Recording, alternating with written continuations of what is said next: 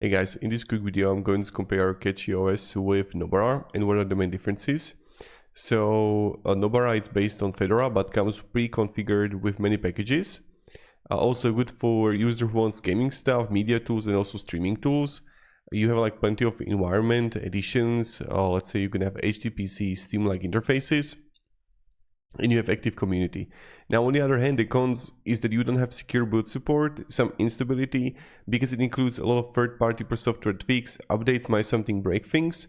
Then that's for the Nobara project. On the Cachyos, on the other hand, you have Arc-based rolling releases with strong performance optimization, custom kernels, schedulers, compiler optimizations, many kernel variants, and scheduler options so you can tune for responsiveness.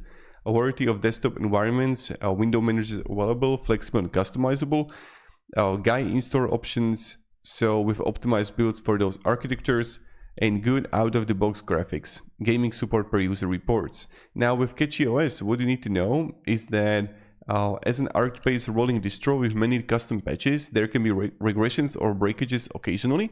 Some users report specific issues with installer, mirror setups, power profile tools, and also more bleeding edges means possible less stability than more conservative distros.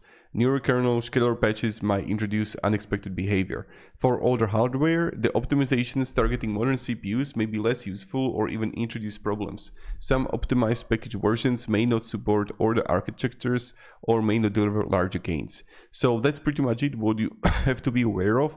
So thank you very much for watching and have a great day and goodbye.